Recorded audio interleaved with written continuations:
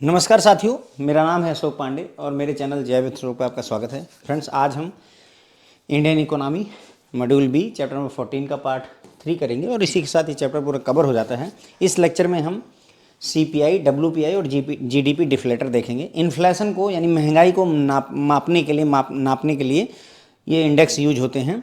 Consumer price index, wholesale price index और GDP deflator, इन तीनों के बारे में हमें डिटेल में चर्चा करनी है। तो समय नहीं वेस्ट करेंगे, सीधे पहुंचेंगे पॉइंट पर।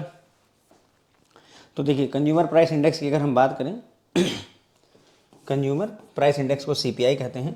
तो सरकार ने क्या किया हुआ सर, एक बास्केट बनाई हुई है। सिंपल टर्म में समझिए, सरकार ने एक बास्केट बनाई हुई है, उसमें जो नेसेसरी ज़रूरी गुड्स और सर्विसेज हैं उनको इसमें रखा गया। फिर इनके दाम को, इनके प्राइसेस को मूल्यांकन किया गया एक बेस ईयर बना करके कि हाँ, जैसे मान लेते हैं बेस ईयर, वैसे मेरे ख्याल से 2011-12 है इसका बेस ईयर, मान लेते हैं 1960 है, फॉर एग्जांपल बता रहा हूँ, है नहीं, 1960 में मान लेते हैं ये पूरी बास्केट खरीदने में हमको 100 रुपये लगते 1960 में। और इसी बास्केट को 2024 में अगर यही बास्केट परचेज करने में मैं मान लेता हूँ आपको 245 रुपीज़ लगते हैं, तो ऑब्वियसली हम ये पता कर सकते हैं कि हाँ भाई, जो महंगाई है 100 रुपये वाला चीज़ 245 रुपये की हो चुकी है, तो महंगा कितना हो गया है। ठीक है, बेसिक फंडा यही है कंज्यूमर प्राइस इंडेक्स का। ये कंज्यूमर से रिलेटेड होता है। क्यों? क्योंकि भाई नाम में ही लिखा है कंज्यूमर प्राइस इंडेक्स। कंज्यूमर का मतलब ऐसे समझ लीजिए, आपके मोहल्ले में जो दुकानदार है, मान लीजिए ग्रोसरी की दुकान है, किराने की दुकान है, वहाँ से जाकर के आप चीनी, दाल, आटा, चावल खरीद कर लाते हैं, तो जो दाम आपको चार्ज करता है उस लेवल के प्राइस इंडेक्स की यहाँ पर बात हो रही है। ठीक है, तो दूसरा कौन सा प्राइस होगा सर? होलसेल प्राइस होता है। होलसेल प्राइस, जब आप सब्जी मंडी जाते हैं, मंडी चले जाइए, वहाँ पर आप खरीदिए, 1 क्विंटल आलू खरीद लीजिए, तो हो सकता है आपको आलू 12 रुपये केजी पड़ जाए। 1 क्विंटल खरीदेंगे तब, है ना। और मार्केट में आप खरीदते हैं तो वही आलू जो है 2 किलो 3 किलो खरीदने में हमको 30 रुपये की पड़ती है। 12 रुपये होलसेल प्राइस है और 30 रुपये जो है कंज्यूमर प्राइस है। तो हम यहाँ बात कर रहे हैं कंज्यूमर प्राइस की, 30 रुपये वाले की बात कर रहे हैं। ठीक है, तो बस फंडा यही है, बाकी समझते हैं। CPI क्या बताता है, रिफ्लेक्ट करता है चेंजेज, क्या परिवर्तन हुआ है लेवल ऑफ प्राइसेस में ऑफ बास्केट। एक बास्केट है किस चीज़ की? गुड्स एंड सर्विसेज की एक बास्केट है, जिसको कस्टमर द्वारा, हाउस होल्ड द्वारा, यानी हमारे जो घर होते हैं, भारतीयों के जो घर होते हैं, उनके द्वारा खरीदा या कंज्यूम किया जा रहा है। जिन भी गुड्स और सर्विसेज को हाउस होल्ड द्वारा खरीदा या कंज्यूम किया जा रहा है, उन गुड्स और सर्विसेज के प्राइस में क्या चेंजेज हुआ है, उसी को CPI कंज्यूमर प्राइस इंडेक्स बताता है। तो it measures the prices at the retail level या होलसेल लेवल, आप बताओ। तो ये प्राइस किस लेवल पर बताएगा? रिटेल लेवल पर बताएगा कि होलसेल लेवल पर? सर, अभी मैंने आपको समझाया कि कंज्यूमर प्राइस इंडेक्स है, कस्टमर को कितने रुपए का पड़ रहा है, तो हम बात कर रहे हैं रिटेल लेवल की, होलसेल लेवल की बात नहीं कर रहे हैं। तो CPI किस प्राइस की बात करता है? रिटेल लेवल के प्राइस की बात करता है। ये इन्फ्लेशन अगर मापना है तो कंज्यूमर के लिए ज़्यादा रिलेवेंट कौन सा है? CPI ज़्यादा है। WPI है लेकिन कस्टमर के लिए उतना रिलेवेंट नहीं है, क्योंकि ये होलसेल प्राइस इंडेक्स की बात करता है, होलसेल प्राइस की बात करता है। लेकिन हमारे काम ये 12 रुपये किलो वाली आलू नहीं आएगी, हमको तो भाई 30 रुपये में ही कंज्यूम करना है, तो हमारे काम 30 रुपये वाला आएगा। इसलिए हम किसकी बात करेंगे? CPI की बात कंज्यूमर लेवल पर करेंगे, यानी कंज्यूमर के लिए ज़्यादा रिलेवेंट है। कौन इसको रिलीज करता है? मतलब CPI कौन रिलीज करता है? तो CPI जो है पब्लिश की जाती है मंथली बेसिस पर NSO द्वारा। किसके द्वारा? NSO द्वारा, नेशनल स्टैटिस्टिकल ऑफिस द्वारा इसको रिलीज किया जाता है। ठीक है, NSO किसके अंतर्गत आता है? NSO किसके अंतर्गत आता है? तो ये सर इसके अंतर्गत आता है, यहाँ पर देख लीजिए, MOSPI।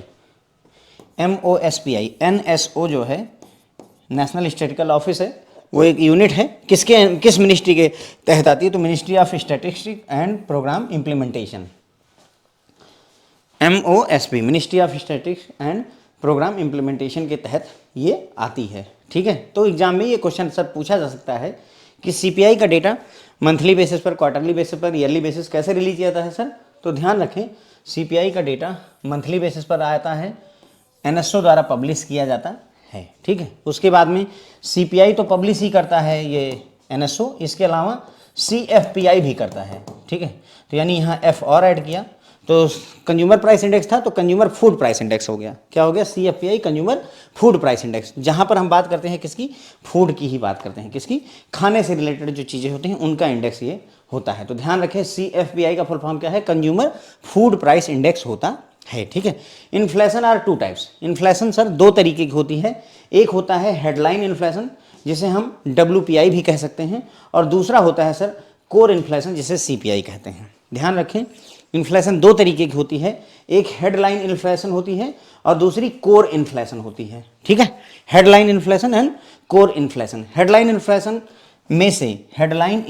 में से जो वोलेटाइल इन्फ्लेशन है उसको अगर हम घटा दें तो सर हमारी कोर इन्फ्लेशन आ जाती है। क्या मतलब है इस बात का? और वोलेटाइल क्या होता है ये भी हम समझेंगे। ठीक है। तो थोड़ा सा और आगे बढ़ाता हूँ मैं, फिर मैं आपको ये चीज़ समझा देता हूँ। तो हमने देखा इन्फ्लेशन दो तरीके की होती है। हेडलाइन इन्फ्लेशन, हेडलाइन इन्फ्लेशन मतलब जो हमारे न्यूज़पेपर में छपती है थी, हेडलाइन इन्फ्लेशन बोलते नहीं कि रिटेल जो इन्फ्लेशन है वो 7.6% चल रही है, महंगाई बहुत बढ़ गई, इन्फ्लेशन बहुत बढ़ गया है, तो वो हेडलाइन इन्फ्लेशन कहलाती है। हेडलाइन इन्फ्लेशन में से वोलेटाइल इन्फ्लेशन घटा लीजिए। वोलेटाइल क्या है? जो बदलता रहे, जिसमें चेंजेज होते हैं। वोलेटाइल है ना, फिक्स नहीं है। जैसे शेयर मार्केट में जो शेयर होते हैं उनके रेट वोलेटाइल होते हैं। अभी 100 रुपये दिख रहे थे, एक सेकंड बाद ही हो सकता है 110 का हो जाए या 105 का हो जाए या 100 रुपये 10 पैसे का हो जाए, है ना। तो वोलेटाइल है। तो वोलेटाइल क्या चीज़ें आती हैं? वोलेटाइल फूड और एनर्जी कंपोनेंट्स होते हैं, यानी कि फूड से रिलेटेड चीज़ें और एनर्जी से रिलेटेड जो कंपोनेंट्स होते हैं वो वोलेटाइल होते हैं। इनके प्राइसेस फिक्स नहीं रहते, बहुत तेज़ी से चेंज होते हैं। कितनी तेज़ी से चेंज होते हैं? आप जो है सब्जी खरीदने जाइए और सोचिए कि जो है हर बाजार, मान लीजिए हर तीसरे दिन आपके यहाँ मार्केट लगती है, तो हर तीसरे दिन सेम रेट पर आपको चीज़ें नहीं मिलेंगी। 100% बता रहा हूँ, आप जाकर के देख लीजिए। आज आपको मटर 40 रुपये किलो मिल रही है, कल हो सकता है 25 रुपये किलो मिले, परसों आपको 50 रुपये किलो मिले, 33 रुपये किलो में, kind of that it will happen. तो वही बोल रहा है कि ये वोलेटाइल फूड और एनर्जी कंपोनेंट्स जो होते हैं ये वोलेटाइल होते हैं। ठीक है। तो इनको रिमूव कर दिया जाता है।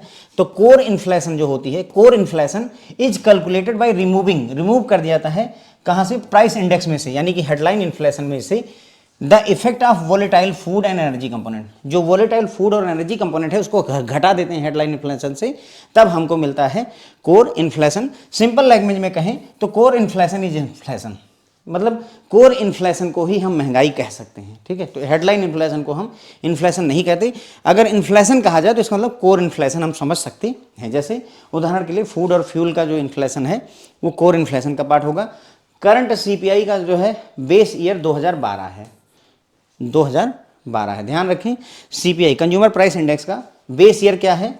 2012 है। इक्वल टू 100 का क्या मतलब है? 100 का ये मतलब है सर कि अभी जो ये बास्केट है, ये मान लीजिए इसकी वैल्यू 100 है। 2012 में ये जो गुड्स और इसेंशियल गुड्स और सर्विसेज की बास्केट थी उसकी वैल्यू 100 रुपये थी मान लीजिए। ठीक है।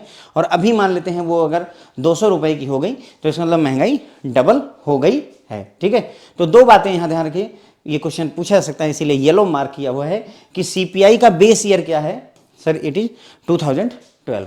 ठीक है। वैल्यू कितनी है? 100 है। It collects corresponding consumer price index. देखो अब कंज्यूमर प्राइस इंडेक्स यानी CPI तीन तरीके के होते हैं। Consumer price index rural area के लिए, अर्बन एरिया के लिए और कंबाइंड दोनों को मिला करके, यानी रूरल प्लस अर्बन, तीन तरीके के होते हैं। वही बता रहे हैं कि it collect corresponding consumer price index CPI को कलेक्ट करेगा किसके लिए?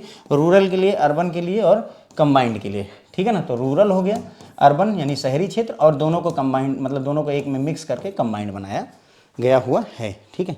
ये मैंने आपको बता ही दिया कि जो हमारा NSO है जो कि CPI का डेटा छापता है वो किसके तहत आता है? MOSPI, ministry of statistics and programme implementation के तहत आता है।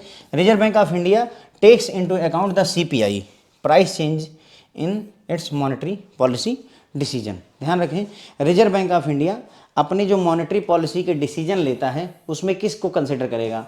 सर CPI को कंसिडर करता है। इंपॉर्टेंट बात है अपने आप में ये। Okay. Reserve Bank of India जब भी मॉनेटरी पॉलिसी के डिसीजन लेता है तो उसको उस समय वो किस चीज़ को कंसिडर करके चलता है? CPI में क्या चेंजेस हुआ है, कंज्यूमर प्राइस इंडेक्स में क्या चेंज हुआ है, इस बात को कंसिडर करके चलता है। एग्जाम में क्वेश्चन कैसा आएगा? RBI मॉनेटरी पॉलिसी डिसीजन में CPI को इंक्लूड करता है कि WPI को? CPI को या WPI को? तो ध्यान रखें ये CPI को इंक्लूड करता है, होलसेल प्राइस इंडेक्स को नहीं कंसिडर करके चलता है। ठीक है। ठीक है। We have 3 different index numbers. अब 3 तरीके के इंडेक्स नंबर्स होते हैं। कौन कौन से? पहला CPI for industrial worker, CPI IW। दूसरा होता है CPI फॉर एग्रीकल्चरल लेबरर या रूरल लेबरर, और तीसरा होता है CPI rural, CPI urban, CPI combined. 3 तरीके के इंडेक्स नंबर हमारे पास CPI के होते हैं। यानी कंज्यूमर प्राइस इंडेक्स कितना है जो इंडस्ट्रियल वर्कर्स हैं, जैसे हम लोग इंडस्ट्रियल वर्कर्स हैं तो हमारे लिए CPI कितना चल रहा है ये मेजर किया जाता है इस वाले में। दूसरा CPI फॉर एग्रीकल्चर, एग्रीकल्चर के जो लेबर हैं, एग्रीकल्चर में जुटे हुए लेबर हैं, उनके लिए कंज्यूमर प्राइस इंडेक्स कितना चल रहा है, और साथ ही साथ में ग्रामीण क्षेत्र में CPI कितना है, अर्बन क्षेत्र में CPI कितना है, और दोनों का मिला करके कंज्यूमर प्राइस इंडेक्स कितना है। तो ये 3 तरीके के इंडेक्स नंबर यहाँ पर छापे जाते हैं। अब जो हम लोगों को DA होता है नहीं, DA बताते हैं कि भाई हमारा DA बढ़ गया है, बोलते हैं ना कि DA जो है 5% या 10% बढ़ गया है, 2% बढ़ गया है, 3% बढ़ गया है। तो वो DA कहाँ से कैलकुलेट होता है? देखिए, DA dearness allowances, DA of the workman and officer employ, जो हमारे स्टाफ मतलब क्लर्क और ऑफिसर वर्ग होता है, इनके लिए बैंक में are calculated based on all India average consumer price index for industrial worker, है ना, consumer price index for industrial worker CPI IW, इसके तहत कैलकुलेट किया था। ध्यान रखें, ये एग्जाम में आपसे पूछा जा सकता है कि हमारा जो DA होता है बैंक में, चाहे वो वर्कमैन के लिए हो चाहे ऑफिसर के लिए हो, वो किस इंडेक्स के आधार पर कैलकुलेट किया जाता है? तो sir CPI IW industrial worker के आधार पर कैलकुलेट किया जाता है। और यहाँ पर CPI IW के लिए जो बेस ईयर है अभी भी 1960 का ही है, 1960 का बेस ईयर यूज होता है। बेस ईयर का मतलब समझ गए होगे ना, जो हमारी बास्केट है उसमें ये माना जाता है कि 1960 में हमें इस बास्केट की चीज़ों को खरीदने में मान लो 100 रुपीज़ लगते थे, एक एग्जांपल के लिए बता रहा हूँ। और अब कितना लग रहा है? अभी हो सकता है ये 400 समथिंग वगैरह होगा, या हो सकता है 300 समथिंग हो। इस तरीके से महंगाई बढ़ी हुई है, ठीक है। तो सवाल क्या पूछा सकता है कि जो बैंक में ऑफिसर होते हैं उनका DA किसके आधार पर डिसाइड होता है? सर CPI IW के आधार पर डिसाइड होता है। दूसरा क्वेश्चन, इसका बेस ईयर क्या है? हमारे DA के लिए जो बेस ईयर है 1960 है। उस समय वैल्यू क्या थी? बेस ईयर पे वैल्यू हमेशा 100 ही रहेगी, यही मानकर कैलकुलेशन करी ही जाती है, ठीक है। एक और बता देता हूँ आपको यहीं पर ही। हमारी जो छुट्टियाँ होती हैं वो किस एक्ट के तहत डिसाइड होती हैं? बैंक में जब छुट्टी होती है, ध्यान दें, जब बैंक में छुट्टी होती है अचानक से, जैसे मान लीजिए फॉर एग्जांपल अटल बिहारी जी की डेथ हुई थी, तो ये हुआ कि जो है पूरे देश में छुट्टी डिक्लेयर हो गई, ठीक है। तो छुट्टी डिक्लेयर हो गई, लेकिन जब तक वो छुट्टी NI act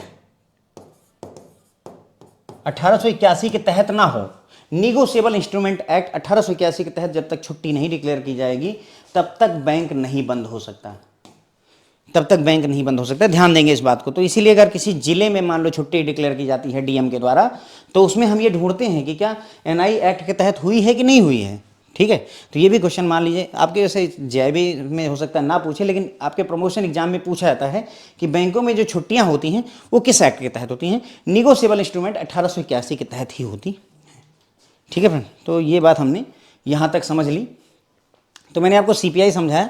CPI consumer price index में एक बास्केट होती है, इसमें नेसेसरी गुड्स एंड सर्विसेज रखे हुए होते हैं, जिसका डिसीजन कौन से गुड्स सर्विसेज होंगे, जैसे एजुकेशन से रिलेटेड हो गए, फूड से रिलेटेड हो गए, आटा चावल दाल, ये सारी चीज़ें उसमें रखी जाती हैं, ठीक है। और ये गवर्नमेंट द्वारा डिसाइड किया था कि इस बास्केट में क्या रहेगा, और उन्हीं के प्राइस में चेंजेस को ही हम कंज्यूमर प्राइस इंडेक्स की सहायता से मापते हैं। यहाँ प्राइस रिटेल लेवल पर मापा जाता है। कंज्यूमर को ज़्यादा प्रभावित CPI करता है। कंज्यूमर स्तर पर इन्फ्लेशन CPI के द्वारा ही पता चलती है। कौन इसको पब्लिश करता है? तो CPI का डेटा मंथली बेसिस पर पब्लिश किया जाता है NSO के द्वारा, नेशनल स्टैटिस्टिकल ऑर्गेनाइजेशन द्वारा। और NSO आता है आपका MOSPI के तहत, ministry of statistics and programme implementation के अंतर्गत आता है NSO, ठीक है। उसके बाद में जो NSO है वो सिर्फ CPI ही नहीं छापता, CFPI भी छापता है, जो कि है कंज्यूमर फूड प्राइस इंडेक्स भी होता है। इन्फ्लेशन 2 तरीके की होती है, हेडलाइन इन्फ्लेशन और कोर इन्फ्लेशन। कोर इन्फ्लेशन जो एक्चुअल में हमको प्रभावित कर रही है, हेडलाइन इन्फ्लेशन जो न्यूज़पेपर में छापी जाती है, इसलिए कहा जाता है। कोर इन्फ्लेशन निकालना है तो जो अखबारों में छापी गई इन्फ्लेशन है उसमें से वोलेटाइल इन्फ्लेशन को घटा दीजिए। वोलेटाइल इन्फ्लेशन कौन सी है? वोलेटाइल इन्फ्लेशन वो होती है जो फूड और एनर्जी से रिलेटेड होती है। फूड और एनर्जी के दाम अप एंड डाउन बहुत तेज़ी से होते हैं, इसलिए इसको वोलेटाइल जो है इन्फ्लेशन बोला गया है, ठीक है। तो कोर इन्फ्लेशन कैलकुलेट करने के लिए आपको जो प्राइस इंडेक्स है या हेडलाइन इन्फ्लेशन है उसमें से वोलेटाइल फूड और एनर्जी कंपोनेंट को घटा देना होता है, सब्सट्रैक्ट कर देना होता है। सिंपल लैंग्वेज में अगर कहें तो कोर इन्फ्लेशन ही इन्फ्लेशन मानी जाती है, ठीक है। फिर अगला देखा हमने कि सीपीआई का जो बेस ईयर है, कंज्यूमर प्राइस इंडेक्स का बेस ईयर 2012 है, 2012 है। कंज्यूमर प्राइस इंडेक्स का बेस ईयर 2012 है। यहाँ पर एक डाउट भी आपको बन सकता है कि सर यहाँ तो आप बता रहे 1960 है, 1960 है और यहाँ पर 2012 है, अगर दोनों आ जाए एग्जाम में तो क्या किया जाए। ध्यान दें मेरी बात को, अगर क्वेश्चन केवल डीए की बात करें, डियरनेस अलाउंसेस की बात करें, तब बेस ईयर 1960 लीजिएगा। अगर डीए की बात ना करें, ठीक है, अगर डीए की बात ना करें तो आप हमेशा बेस ईयर 2012 ही लिखेंगे, ठीक है। तो सीपीआई का बेस ईयर कितना है, 2012 है। अगर पूछा जाए कि जो हमारा डियरनेस अलाउंसेस जो है अलाउ किया जाता है एज पर सीपीआई आईडब्ल्यू, उसके लिए बेस ईयर क्या है, देन 1960 होगा, अदरवाइज 2012 ही आंसर करिएगा। इसमें 3 तरीके का डेटा कलेक्ट किया जाता है, रूरल एरिया के लिए, अर्बन एरिया के लिए और कंबाइंड के लिए।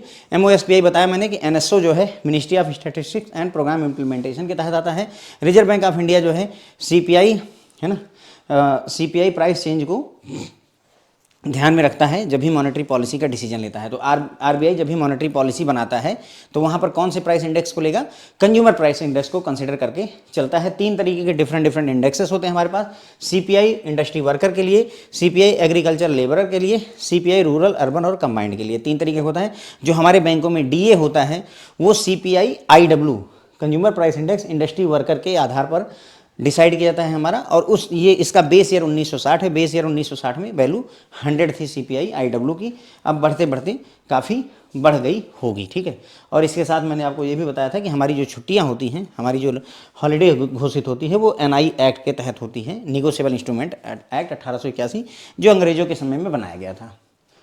होलसेल प्राइस इंडेक्स WPI की बात करेंगे अब हम। The WPI reflect the changes in the level of prices of basket of goods at wholesale level, ठीक है।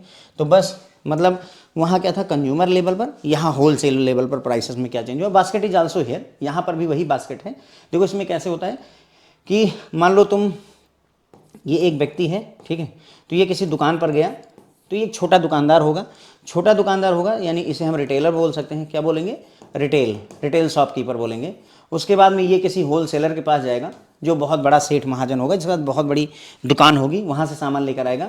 ये जो सेठ है ये किसी न किसी फैक्ट्री वगैरह से सामान लेकर आएगा या किसी न किसी खेत वगैरह से, फील्ड से, कहीं ना कहीं बहुत बड़ी जहाँ प्रोडक्शन हो रही वहाँ से सामान लेकर के आएगा। तो यहाँ प्रोडक्शन हुआ किसान के खेत में, उसको बेचा होलसेलर को, उसने होलसेलर ने बेचा दुकानदार को, दुकानदार ने आपको बेचा, ठीक है। तो हम सीपीआई की जब बात कर रहे थे तो ये वाले की बात कर रहे थे। कंज्यूमर प्राइस इंडेक्स का मतलब हुआ कि मैं दुकान पर गया, मैंने 1 किलो चीनी खरीदी, सीपीआई वहीं निपट गया। मैं दुकान पर गया, 1 किलो चीनी खरीदी, सीपीआई बस यहीं तक सीमित है, ठीक है। लेकिन डब्ल्यूपीआई बोलता है कि यहाँ नहीं, वो बात करता है होलसेल प्राइस इंडेक्स की, तो यहाँ वो होलसेलर लेवल पर होता है। कैसे काम करता है देखो, मान लो तुम फॉर एग्जांपल हम आलू खरीदने गए, तो हमें पता चला कि 30 रुपये केजी की आलू दुकानदार ने हमको दी, ठीक है, हमको 30 रुपये किलो दी। होलसेलर ने रिटेलर को बेचा होगा, भाई ये भी तो दुकानदार कहीं से खरीद के लाया होगा ना, जिसने हमें 30 रुपये किलो दी, तो उसको पता चला कि 18 रुपये किलो के हिसाब से पड़ी है। यानी ये जो दुकानदार है हमारे मोहल्ले का, वो 18 रुपये किलो खरीद कर लाता है और 30 रुपये किलो हमको बेचता है। लेकिन हम 1 किलो, 2 किलो, आधा किलो जितनी ज़रूरत है उस हिसाब से खरीदते हैं। इसको जो है ज़्यादा खरीदनी पड़ती है, उसको पता चलता है कि 10 कुंटल खरीदनी पड़ गई है, 20 कुंटल खरीद करके लाया हुआ है, ठीक है। इसके ऊपर होलसेलर ने मान लो किसान से खरीदा है, तो उसने पूरी की पूरी ट्रक खरीदी होगी। मान लेते हैं उसने 1000 कुंटल खरीदा हुआ है। कितना खरीदा है, 1000 कुंटल, और वहाँ पर हो सकता है इसको जो है 12 रुपये की पड़ गई हो, 12 रुपये केजी की। किसान से 12 रुपये किलो की खरीदी, अपने पास लाया, अपने से जो है दुकानदार को 18 रुपये किलो बेचा। 18 रुपये किलो वाला दुकानदार हमको 30 रुपये किलो का चिपकाता है। तो जो मतलब होलसेल प्राइस इंडेक्स जो है वो ये 18 रुपये वाले की बात कर रहा होता है। मेरे ख्याल से बात आपको समझ में आई होगी, ठीक है। तो WPI क्या रिफ्लेक्ट करता है, changes in the price level of the basket of goods at wholesale level. Wholesale level पर क्या चेंजेस है उसके बारे में बात करता है। WPI focus on prices of good traded between corporation at the wholesale stage rather than goods bought by the customer. बात सीधी सी बात है, यहाँ पर किस पर फोकस होगा, होलसेल लेवल पर, होलसेल स्टेज पर जो दुकान मतलब बड़े बड़े दुकानदारों ने आपस में खरीदारी की है उसकी बात करता है, ना कि कस्टमर ने जो खरीदा है उसके बारे में हम बात नहीं करते। कस्टमर ने जो खरीदारी की है उसकी बात हम CPI में कर चुके हैं, ठीक है। WPI help monitor price movement that reflect supply and demand in industry, manufacturing and construction sector। तो WPI हमें मदद करता है ये प्राइस मॉनिटर करने में कि भाई इंडस्ट्री में मैन्युफैक्चरिंग में, कंस्ट्रक्शन सेक्टर में सप्लाई और डिमांड की क्या स्थिति है उसके बारे में यहाँ पर बात करता है। Office of economic adviser, office of economic adviser DPIIT, department for promotion of industry and internal trade, release करता है index number of wholesale price in India. तो WPI कौन छापता है? ऑफिस ऑफ इकोनॉमिक एडवाइजर, जो कि DPIIT के तहत आता है, department of promotion of industry and internal trade. और DPIIT ही है जो हमारे यहाँ पर स्टार्टअप को सपोर्ट भी करता है। DPIIT ही है जो स्टार्टअप को सपोर्ट करने का जिम्मा भी रखता है। तो ध्यान रखेंगे, ऑफिस ऑफ इकोनॉमिक एडवाइजर के द्वारा WPI रिलीज किया जाता है, होलसेल प्राइस इंडेक्स को रिलीज किया जाता है। बेस ईयर क्या है यहाँ पर? 11-12 का चल रहा है। बेस ईयर क्या चल रहा है सर? 2011 एंड 12 का बेस ईयर चल रहा है। CPI में आपने देखा था, CPI में बेस ईयर क्या था याद करिए? 2012 था। कितना था सर? 2012 हमारा बेस ईयर था। ओके, अब base year 2011-12 and represent the following 3 commodity group. 3 sir commodity group होते हैं। देयर आर 3 कमोडिटी ग्रुप जिनको ये रिप्रेजेंट करता है। पहला प्राइमरी आर्टिकल्स जिसका वेट 22.6 है, दूसरा फ्यूल एंड पावर है जिसका वेट 13.2 है, और तीसरा है मैन्युफैक्चर्ड प्रोडक्ट जिसका वेट 64.2 है। तो जो WPI होलसेल प्राइस इंडेक्स है उसमें 3 ग्रुप हैं। पहला प्राइमरी आर्टिकल, प्राइमरी आर्टिकल जो हमारे लिए ज़रूरी हैं उनको वेटेज 22.6 का दिया गया है। फ्यूल एंड पावर से रिलेटेड जो है उसको 13.2 का वेटेज दिया गया है, और मैन्युफैक्चरिंग जो हो रही प्रोडक्ट्स की उसको वेटेज 64.2 का दिया गया है। अब ये सारा जोड़ेंगे तो ये 100% आ जाएगा, ये टोटल मिला करके 100% आ जाएगा। तो कुल मिला करके WPI होलसेल प्राइस इंडेक्स में 3 चीज़ों को हम मेजरली देखते हैं। प्राइमरी आर्टिकल्स जो हमारे खाने पीने, फूड, क्लॉथिंग, ये सारा आ जाएगा।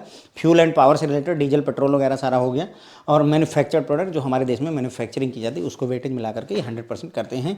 Apart from 3 category, in 3 category के अलावा 1 more index also gets published along with the WPI number, that is food index having weightage of 24.4। ठीक है, तो ये बोल रहे हैं कि भाई इतना ये 3 तो हम छापते ही हैं WPI में, इसके अलावा एक और इंडेक्स छापते हैं जो कि है फूड इंडेक्स। क्या नाम है उसका? फूड इंडेक्स, और उसका वेटेज कितना है? 24.4। ठीक है, जैसे इसका 22.6 है और इसका जो है 13.2 है, उसी तरीके से फूड इंडेक्स का वेटेज कितना है? 24.4 है। तो ये अलग नंबर है, ध्यान देंगे, इसका इससे कोई लेना देना नहीं। ये एक अलग WPI के साथ में एक और इंडेक्स छपती, देखो ध्यान दो, 1 मोर इंडेक्स। देखो क्या है? Apart from the 3 categories 1 more index also get published along with the WPI number. WPI number के साथ एक और इंडेक्स छपता है जिसे फूड इंडेक्स कहा जाता है। ठीक है, तो ये 24.4, इसका इससे कोई लेना देना नहीं, वहाँ कन्फ्यूजन नहीं बैठानी है हमें। ठीक है, उसके बाद में RBI has adopted the new consumer price index combined, CPI combined, as the key measure of inflation since April 2014। क्या कहना चाह रहे, मैं समझाता हूँ आपको। तो ये बोल रहे हैं कि अप्रैल 2014 से RBI क्या करती है? इन्फ्लेशन को मेजर करने के लिए CPI consumer price index combined को यूज करती है। कब से? अप्रैल 2014 से। उससे पहले क्या होता था? Earlier RBI use to give more weightage to WPI। पहले जो है RBI WPI को वेटेज देती थी, इसीलिए इसको हेडलाइन इन्फ्लेशन कहा जाता था। ध्यान दीजिए, इसीलिए WPI को हेडलाइन इन्फ्लेशन कहा जाता था, क्योंकि ये न्यूज़पेपर की हेडलाइन में छपता था। लेकिन 2014 तक ऐसा हुआ, उसके बाद में RBI ने WPI को छोड़ करके CPI का सहारा ले लिया। ठीक है, क्लियर हो गई बात ना? तो ये है, पहले क्या होता था? WPI को वेटेज देते थे, लेकिन अब CPI को देने लगे हैं, ऑल पॉलिसी पर्पसेस के लिए। पहले RBI को पॉलिसी बनानी है तो WPI को मेजर रखते थे, अब ये हटा करके उन्होंने CPI कंबाइंड, ध्यान देंगे, कंज्यूमर प्राइस इंडेक्स कंबाइंड को जोर देना शुरू किया। कब से? अप्रैल 2014 से। अब आपको ये समझ में आया होगा, जैसे मैंने बताया नहीं, हेडलाइन इन्फ्लेशन, वो भी समझ में आया होगा। हाँ, हेडलाइन इन्फ्लेशन इसे क्यों कहा गया? क्योंकि अप्रैल 2014 तक इसे हेडलाइन में छापा जाया करता था। ठीक है, the government is in the process of migrating to new series of WPI base year 2017-18। मतलब कहने का अभी बेस ईयर क्या है हमारा WPI का सर? अभी है 2011 एंड 12। गवर्नमेंट ट्राई कर रही है कि हम इसका बेस ईयर जो है 2017 और 18 कर देंगे। अभी 2011-12 ही है, लेकिन ये शिफ्ट करने की कोशिश कर रहे हैं। इन द प्रोसेस ऑफ माइग्रेटिंग है, माइग्रेट नहीं हुआ है, माइग्रेटिंग की प्रोसेस में है। Index of industrial production IIP is also release by NSO of MOSPI every month. थोड़ा ये भी ध्यान रखें, IIP क्या होता है? Index of industrial production, IIP का फुल फॉर्म है। ये भी हर महीने ये डेटा रिलीज किया जाता है किसके द्वारा, NSO, national statistics office of MOSPI, ठीक, इनके द्वारा ये डेटा रिलीज किया जाता है।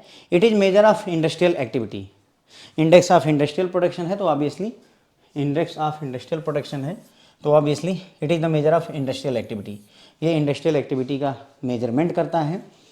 देयर आर 3 ग्रुप्स, 3 ग्रुप होते हैं इसमें, माइनिंग, मैन्युफैक्चरिंग और इलेक्ट्रिसिटी, विथ मैक्सिमम वेटेज जो है मैन्युफैक्चरिंग की होती है और बेस ईयर 2011 और 12 का है, ठीक है।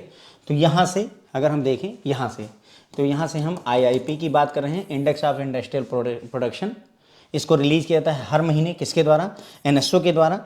इसमें इंडस्ट्रियल एक्टिविटी को मेजर किया जाता है, 3 ग्रुप होते हैं, माइनिंग को, मैन्युफैक्चरिंग को और इलेक्ट्रिसिटी, 3 ग्रुप को इसमें लिया जाता है फैक्ट्रियों में, और वेटेज जो है ज़्यादा मैन्युफैक्चरिंग को दे दी जाती है। बेस ईयर 2011-12 ही है, वही जो WPI वाला बेस ईयर है वही रहता है यहाँ पर, ठीक है। तो ये सर बातें हो गई हमारी। तो आई बिलीव आपको WPI समझ में आया होगा। होलसेल लेवल पर जब हम प्राइस इंडेक्स की बात करते हैं तो उसे WPI कहा जाता है, होलसेल लेवल पर, ठीक है। बास्केट यहाँ पर भी है, इसेंशियल गुड्स एंड सर्विसेज की बास्केट यहाँ पर भी है, लेकिन होलसेल लेवल पर होती है।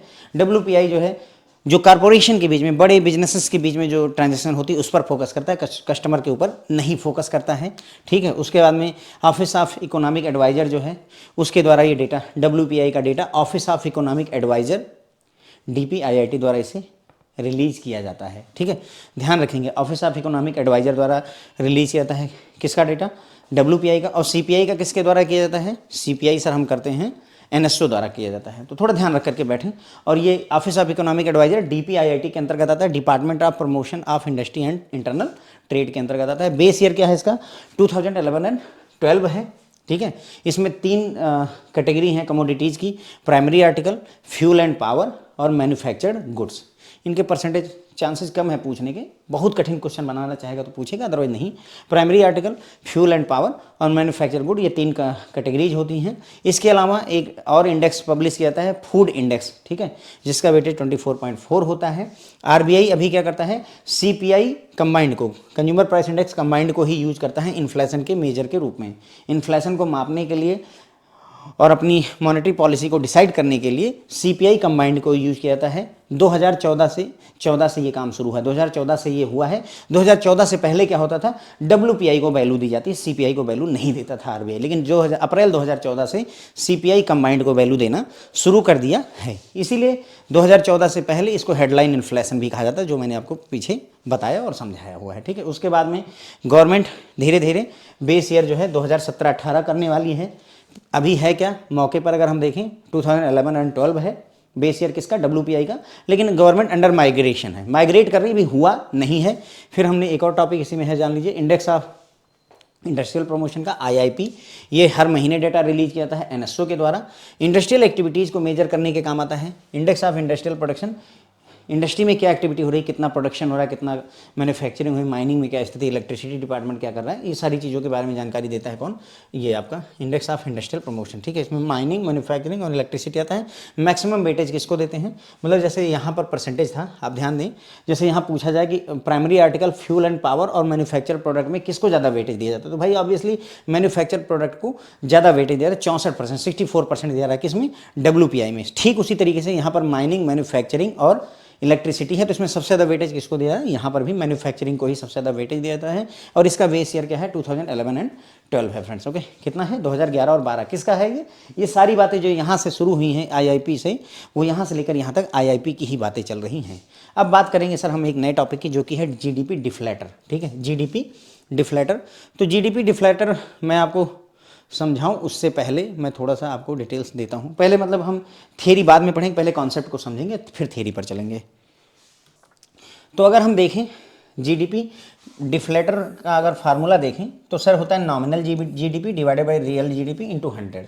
नॉमिनल GDP को डिवाइड करिए रियल GDP से और 100 से मल्टीप्लाई कर दीजिए तो वो GDP डिफ्लेटर होता है। तो सवाल ये भी बनेगा कि नॉमिनल GDP और रियल GDP थोड़ा सा समझा जाए। GDP डिफ्लेटर इन्फ्लेशन को मेजर करने का काम आता है। ये तीनों CPI, WPI और GDP डिफ्लेटर, ये तीनों जो है इन्फ्लेशन को मेजर करने के काम ही आते हैं, महंगाई को मापने के इंडेक्स हैं, ठीक है। तो मैं थोड़ा सा यहाँ पर आपको नॉमिनल वर्सेस रियल GDP का एक एग्जांपल देता हूँ, तो चीज़ें बहुत ज़्यादा क्लियर हो जाएंगी अपने आप को, ठीक है, बहुत ज़्यादा। देखिए नॉमिनल जीडीपी और रियल जीडीपी, एक एग्जांपल देखते हैं फिर बात समझेंगे। 2010 है, एक कार मैन्युफैक्चरिंग कंपनी है, वो 3 लाख रुपए की एक कार बेचती है। टोटल उसने 4 कार बेची तो कितना कमाया? 12 लाख रुपए, है ना। जीडीपी क्या होता है? ग्रास डोमेस्टिक प्रोडक्ट, यानी हमारे देश के अंदर में हमने कितना प्रोडक्ट बनाया, वही तो जीडीपी है। कितना प्रोडक्ट बना हमारे देश के अंदर में, हमने कितना प्रोडक्शन किया, जीडीपी होता है। तो मान लीजिए एक कार मैन्युफैक्चरर है, 2010 में उसने 4 कार बनाई, नंबर ऑफ कार्स 4 हैं, एक कार 3 लाख रुपए की है, तो 12 लाख रुपए की उसने कार जो है बनाई, ठीक है। 2019 आता है, फिर वो कार बनाता है, इस बार उसने 3 ही कार बनाई लेकिन 6 लाख रुपए की एक कार हो गई, क्योंकि भाई 2010 से 2019 में प्राइस बढ़ गए। अब नया प्राइस क्या है? 2019 में 6 लाख रुपए की हो गई। बनाई इसने 3 कार, पहले 4 बनाई थी, 3 ही बनाई, लेकिन अब 18 लाख रुपए की बेचा। पहले कितने की बेचा था उसने? 12 लाख रुपए का। जीडीपी में हम देखें तो 12 लाख रुपए कमाई थी। हमारी जीडीपी में कितना पैसा बना? 12 लाख। और अभी कितना बना जीडीपी में? 18 लाख रुपए, ठीक है। तो हमें दिख रहा है कि हाँ भाई 6 लाख रुपए ज़्यादा बना, ठीक है। तो ये जीडीपी एट करंट प्राइस होता है। मतलब हम अगर नॉमिनल जीडीपी की बात करें तो जीडीपी एट करंट प्राइस है, मतलब हम करंट प्राइस की बात करें। क्यों? क्योंकि 2010 में 3 लाख रुपए की कार थी और 2019 में 6 लाख रुपए की कार है, तो जो करंट प्राइस है उसी को यहाँ पर लिया जाता है। तो भाई 12 लाख रुपए पहले था और अभी 18 लाख रुपए हो गए, तो हाँ हमें दिख रहा है भाई कि हमारा जीडीपी में इंक्रीमेंट हुआ है, जीडीपी हमारी बढ़ी हुई दिख रही, देखो आपको, है ना। तो यहाँ ये क्या है? 12 लाख रुपए की चीज़ 18 लाख रुपए की हो गई, जबकि कार भी कम हमने बनाई, लेकिन तब भी तो ये इम्पैक्ट ऑफ इन्फ्लेशन है, महंगाई का प्रभाव है। क्या है? इम्पैक्ट ऑफ इन्फ्लेशन है, महंगाई की वजह से ऐसा हुआ है। अब अगर हम रियल जीडीपी की बात करें तो रियल जीडीपी ऐसे नहीं काम करती, ये नॉमिनल है।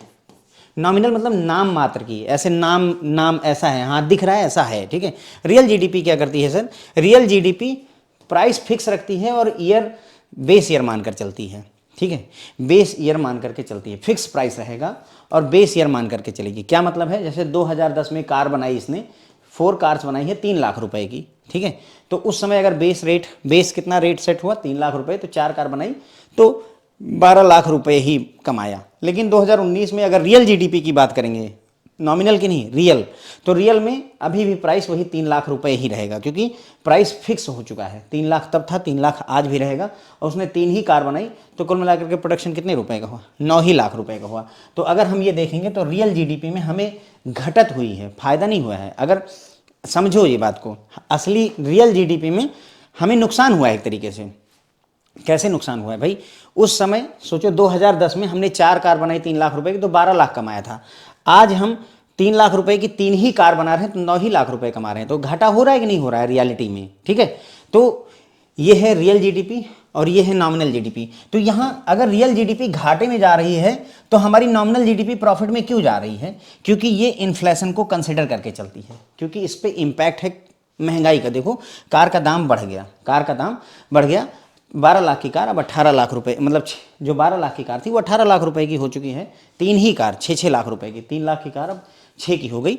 तो महंगाई को कंसिडर करके ये चलता है, ठीक है। अब देखो अगर हम फार्मूले पर जाएं जीडीपी डिफ्लेटर के, ठीक है, तो फार्मूला होता है क्या? Nominal GDP divided by real GDP into 100 होता है, ठीक है। अब अगर हम देखें नॉमिनल जीडीपी, तो थोड़ा सा ये बात हम समझने का प्रयास करो। देखो यहाँ पर ये रियल जीडीपी 9 लाख रुपए की है और नॉमिनल जीडीपी 18 लाख रुपए की है, इंटू 100, बराबर है बात कि नहीं? तो ये कितना आ जाएगा? 200 आ जाएगी। कितना आ जाएगा? 200। इसका मतलब ये हुआ कि महंगाई कितना प्रभाव डाली हुई है? 100% प्रभाव डाली हुई है। देखो कैसे भाई, हम यहाँ पर 9 लाख रुपए का सामान बेच रहे हैं, वही सामान नॉमिनल जीडीपी में 18 लाख का जा रहा है, तो 2 गुना हुआ कि नहीं? यानी ये असली दाम है और ये महंगाई सहित दाम है। तो देखो 9 लाख रुपए दाम बढ़ा हुआ है। Did you get the point मेरा? नॉमिनल जीडीपी क्या करती है? महंगाई को कंसिडर कर, ये जीडीपी एट कांस्टेंट प्राइस होता है। नॉमिनल जीडीपी जो होती है महंगाई को कंसिडर करके चलती है। तो ऐसे रियल जीडीपी में सिर्फ क्वांटिटी होती है और नॉमिनल जीडीपी में क्वांटिटी और प्लस इन्फ्लेशन भी होता है, ठीक है। तो अगर हम क्वांटिटी से कैंसिल आउट कर दें तो सिर्फ इन्फ्लेशन बचेगा। क्या बचेगा? इन्फ्लेशन। और हम मापना क्या चाह रहे हैं? इन्फ्लेशन ही तो माप रहे हैं जीडीपी डिफ्लेटर की सहायता से। तो आई बिलीव कि आपको बातें थोड़ी सी समझ में आई होंगी जो मैं यहाँ पर समझाने का प्रयास कर रहा हूँ। GDP deflator nominal GDP upon real GDP into 100। अब देखो GDP deflator 18 lakh divide by 9 lakh into 100 को 200। ध्यान दें 200% नहीं होगा, ये 200 ही होता है। जीडीपी डिफ्लेटर हमारा कितना हो गया? 200 हो गया। सॉरी फ्रेंड्स, तो मैंने आपको समझा दिया कि जीडीपी डिफ्लेटर का क्या कॉन्सेप्ट है। ठीक है, तो जीडीपी डिफ्लेटर एक तरीके से महंगाई मेजर करने के काम आता है। ये आपको एक कंपेयर देता है रियल जीडीपी और नॉमिनल जीडीपी के बीच में क्या डिफरेंस चल रहा है। रियल जीडीपी ऐसे समझ लीजिए, जो आपको सैलरी इन हैंड मिलती है वो समझ लीजिए रियल जीडीपी है, और जो आपको ग्रॉस सैलरी मिलती है वो मान लीजिए कि नॉमिनल जीडीपी है। ठीक है, ग्रॉस सैलरी हो सकता है आपका सब मिला करके 1 लाख रुपए बनती हो। ठीक है, कितनी है सैलरी? Gross salary 1 lakh. हाथ में कितना आता है सर? सब कट पिट करके जो है हमें 85,000 रुपीज़ मिलते हैं। ठीक है, तो ये रियल है 85,000, ग्रॉस है 1 लाख रुपए। तो वही हमें बताती कि 85,000 के मुकाबले 1 लाख की क्या स्थिति है। ठीक है, तो अभी जैसे इसमें देखा जाए तो रियल जीडीपी बोलती है कि हमारा वैल्यू 9 लाख का है, नॉमिनल जीडीपी बोलती है हमारी वैल्यू 18 लाख रुपए की है। तो 200 जीडीपी डिफ्लेटर चल रहा है। इसका मतलब अगर हमारा पहले 100 था तो अब 200 हो चुका है। इसका मतलब कितना बढ़ गया? 100 बढ़ चुका है। ठीक है, 100% हमारी इंक्रीमेंट हुई है महंगाई में। ओके, तो अब हम अगर बात करेंगे तो थोड़ा सा चीज़ें आपको जीडीपी डिफ्लेटर यहाँ पर अगर आप समझेंगे तो आपको चीज़ें ज़्यादा क्लियर होंगी। ठीक है, GDP deflator is a measure of level of prices of all new domestically produced final goods and services in an economy. ये है असली परिभाषा इसकी। जीडीपी डिफ्लेटर क्या है? मेजर करता है लेवल ऑफ प्राइस। प्राइस कितना है जितने भी नए domestically produce goods and services हैं, final goods and services economy में, उन सब का। ठीक है, क्या मतलब है इस बात का? इस बात का मतलब ये है कि जितने भी प्रोडक्ट हमने बनाए सब के सब को जो है ले करके उनका प्राइस निकालते हैं हम यहाँ पर। ठीक है, तो अगर मैं देखूं, मैं बात करूं सीपीआई की और मैं बात करूं डब्ल्यूपीआई की, तो ध्यान दें हमारे पास एक बास्केट थी, हमारे पास एक बास्केट थी। हम उसी बास्केट के ही गुड्स एंड सर्विसेज की बात करते थे। हमने बताया था आपको कि यहाँ पर जो है जो इसेंशियल चीज़ें हैं उनको यहाँ पर रखा हुआ है। लेकिन जीडीपी डिफ्लेटर इस बास्केट को ख़त्म करता है। वो बोलता है कि बास्केट जैसी कोई चीज़ की जरूरत नहीं, सब लेंगे, कुछ बचेगा ही नहीं। जहाँ भी तुम खर्चा कर रहे हो सबको हम कैलकुलेट करेंगे। दाढ़ी बनवाने में पैसा खर्चा करते हो हम उसको भी जोड़ेंगे। मतलब बेसिकली ये हो गया। ठीक है, समझ गए? तो बास्केट की बात ना करके ये सारे के सारे जितने भी डोमेस्टिकली हम घरेलू स्तर पर जितने भी फाइनल गुड्स और सर्विसेज प्रोड्यूस करते हैं उन सब के प्राइसेस को मेजर करता है GDP deflator. Also called implicit price deflator. ठीक है, ये इन्फ्लेशन को मेजर करने के काम आता है। इसे और किस नाम से जानते हैं? इम्प्लीसिट प्राइस डिफ्लेटर के नाम से भी जाना जाता है। GDP deflator is not based on fixed basket of goods and services. मैंने आपको ये बात बता ही दी कि यहाँ फिक्स बास्केट जैसा कोई कॉन्सेप्ट नहीं है, बल्कि यहाँ पर सारे गुड्स एंड सर्विसेज को ये कवर करता है।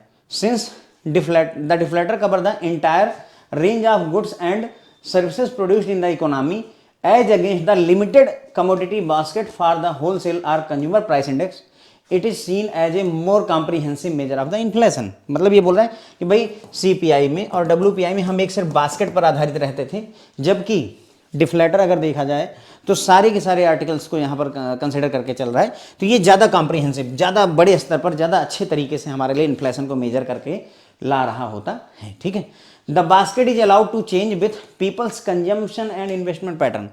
जो बास्केट भी है अगर, तो वो भी मतलब देखो ये क्या कह रहे हैं, जैसे सीपीआई और डब्ल्यूपीआई में हमने सीपीआई एंड डब्ल्यूपीआई में हमने जो बास्केट बनाई हुई है वो बास्केट चेंज भी हो सकती है, लेकिन सीपीआई डब्ल्यूपीआई इसको कंसिडर नहीं करता है, जबकि ऐसा होना चाहिए। कैसे? देखो पहले अगर हम देखें 10 साल पहले तो इंटरनेट जो है का रिचार्ज इतना बड़ा मुद्दा हमारे लिए नहीं था, लेकिन आज क्या लगता है घर में अगर 5 लोग हैं तो 5 मोबाइल हैं और लगभग जो है हर एक को 1 GB 1.5 GB डेटा रोज चाहिए होता है। बराबर बात है।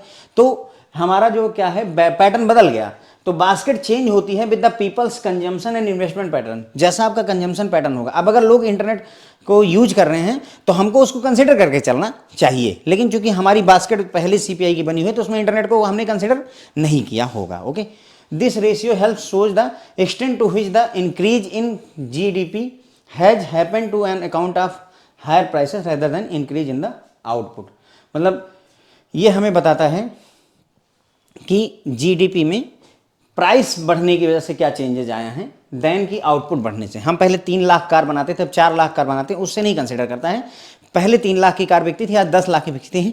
उसकी वजह से जीडीपी में क्या प्रभाव आया है, जीडीपी कितनी बढ़ी है, उसको यहाँ पर कंसिडर करके चलता है। GDP deflator is available only on quarterly basis, ध्यान रखेंगे ये क्वार्टरली बेसिस पर अवेलेबल होता है। जीडीपी के डेटा के साथ ही जीडीपी डिफ्लेटर का डेटा भी पब्लिश किया जाता है, जबकि सीपीआई और डब्ल्यूपीआई का डेटा हर महीने रिलीज होता है।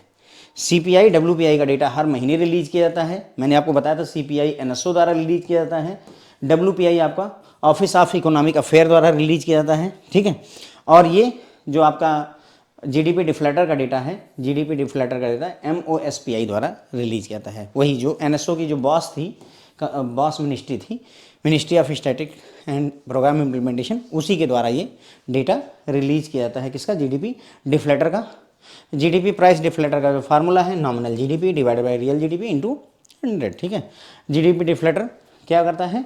मेजर करता है इन्फ्लेशन को, और एग्जाम्पल के तौर पर भी मैंने आपको ये समझा दिया था यहाँ पर, ठीक है। अगर जीडीपी डिफ्लेटर 100 है तो इसका मतलब इन्फ्लेशन नहीं है। जीडीपी डिफ्लेटर अगर 100 है तो कोई इन्फ्लेशन नहीं है। अगर जीडीपी डिफ्लेटर 200 है तो 100% प्राइस इंक्रीज है। बड़ी मतलब बेसिक सी बात मैं आपको बता रहा हूँ। देखो अगर 100 आता है जीडीपी, ठीक है, डिफ्लेटर मैं मान लेता हूँ, डिफ्लेटर अगर देखें तो nominal GDP divided by real GDP into 100 होता है। अब सोचो कि नॉमिनल जीडीपी भी 10 है और रियल जीडीपी भी 10 है, इंटू 100 किया तो कितना आएगा? 100 ही आ जाएगा। तो इस समय महंगाई नहीं है, इस समय महंगाई नहीं है। लेकिन यदि जो है यही ये 12 हो जाए, मान लीजिए नॉमिनल जीडीपी 12 हो गई और रियल जीडीपी 10 ही रही, तो ये 100 12 120 आ जाएगा। इसका मतलब 20% हमारी महंगाई बढ़ी है। आपको समझ में आ रहा होगा। देखो पहले कोई चीज़ 10 रुपये की खरीदते थे और उस समय भी 10 की ही है तो कोई महंगाई नहीं। पहले कोई चीज़ 10 की खरीदते थे, आज उसे खरीदने में हमें 12 रुपये पे पड़ रहे हैं, तो 20% का इंक्रीमेंट हुआ है, 20% इंक्रीज हुआ है, ठीक है। तो बस फ्रेंड्स यहीं पर अपना ये लेक्चर खत्म होता है और चैप्टर भी खत्म हो जाता है। आई होप कि आपको चैप्टर पसंद आया होगा, चीज़ें समझ में आई होंगी। Thank you so much friends.